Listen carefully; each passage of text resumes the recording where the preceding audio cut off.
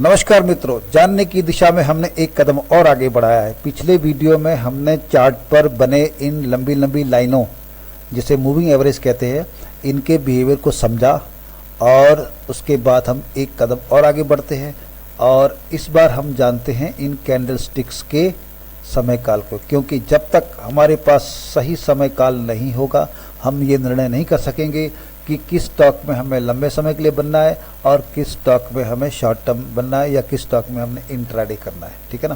तो हर एक जो कैंडल होता है ये अपने एक समय का इतिहास लिए बैठा होता है। तो इसे समझने के लिए हम चलते हैं समय काल की लिस्ट में। ये देखिए लिस्ट है, कैंडल स्टिक की इमेज के बगल में ये देखिए लिस्ट मिलेगी। ये जो कॉम लिखा है ना .com, इसके नीचे ही है। यहाँ जाकर देखिए 1 मिनट से लेके 1 महीने तक के कैंडल के समय है इसके अंदर। तो हम देखते हैं सबसे पहले 1 मंथ में क्या होता है। तो जैसे हम इसको दबाएंगे कैंडल सब बदल जाएंगे। देखिए ये सब बदल गए।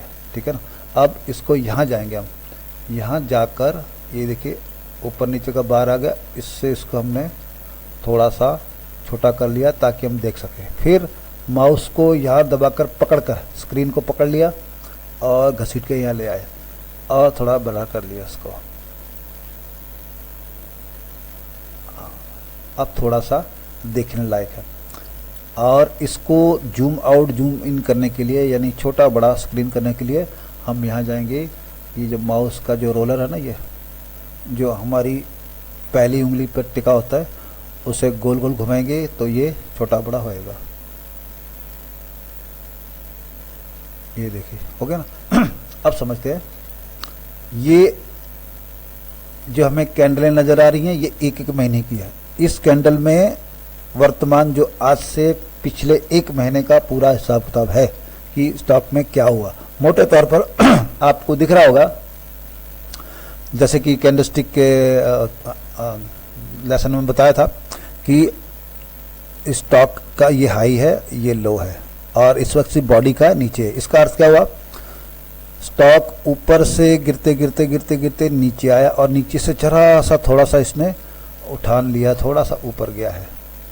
लेकिन ये तो पूरे महीने का है।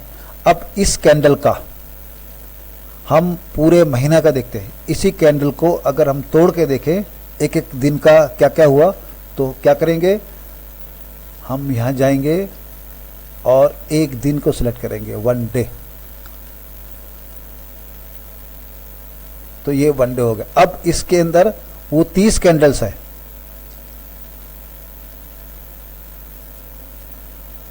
इसी एक कैंडल की 30 कैंडल बन जाती हैं जब हम उसको 30 या जितने दिन हो 1 महीने का, तो उस 1 महीने की कैंडल में जितने भी दिन ट्रेड हुआ है उन सब की कैंडल, 1-1 दिन की कैंडल इसके अंदर आ गई।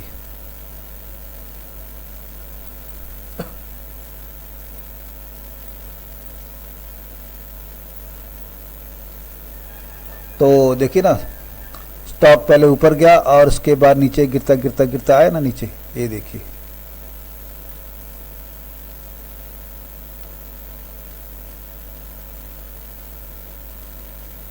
थोड़ा सा ये बोरिंग काम है। ये देखिए ये वाले कैंडल, थोड़ा सा ये बोरिंग काम तो है। ये भाई बोरिंग तो हर सीखने की चीज़ बोरिंग ही लगती है। हम भी तो स्कूलों में कैसे भाग जाते थे, पढ़ने का मन नहीं करता था लेकिन पढ़े। तो ये देखिए यहाँ से स्टॉक नीचे गिरते गिरते नीचे पहुँच गया ना। उसी तरह देखिए जब हम इसके और टुकड़े कर लेते हैं तो चित्र क्लियर हो जाता है कि स्टॉक ने कब क्या किया। ये देखिए, तो उस 30 दिन के कैंडल को हमने टुकड़ों में तोड़कर बारीकी से देखा तो ये बिहेवियर हुआ। अब हमारे पास एक और ऑप्शन है। क्या ऑप्शन है कि ये तो हुई 1 दिन की कैंडल। अब 1 दिन की कैंडल को अगर हम घंटों में बदल दें कि हर घंटे क्या हुआ था जिसके बाद ये एक कैंडल बनी, तो फिर हम यहाँ फिर जाएंगे और जाकर हम यहाँ 1 आवर को सिलेक्ट करेंगे। देखो 1 आवर, तो ये देखिए पहले हम देखते 1 डे का।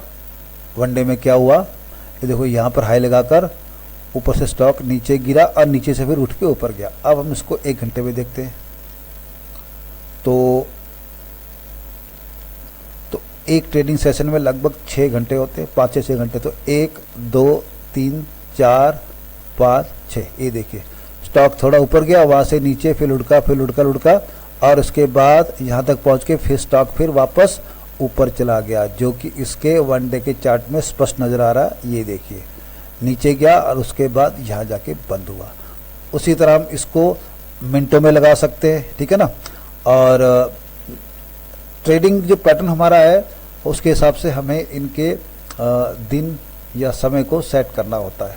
तो लॉन्ग टर्म इन्वेस्टमेंट के लिए कौन सा चार्ट देखना चाहिए, कौन सा कैंडल लगाना चाहिए, और शॉर्ट टर्म ट्रेडिंग के लिए जैसे कि आपको 10 दिन 12 दिन 15 दिन के लिए करना, उसके लिए कौन सा समय काल तय करना चाहिए, और वेरी शॉर्ट जैसे 1-2 दिन या 1 डे के लिए कौन सा समय काल निश्चित करना चाहिए, ये हम किसी अगले वीडियो में बताएंगे।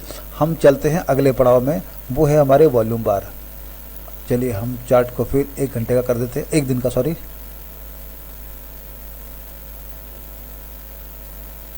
तो फिर हमने इसको दबा के कर दिया और ये अब हम चलते हैं वॉल्यूम बार। ये जो वॉल्यूम बार है इसकी जो लंबी लाइन बनी है ना, ये लाइन का बड़ा महत्व होता है। ये लाइन कहाँ से आती है, ये लाइन आती है यहाँ से,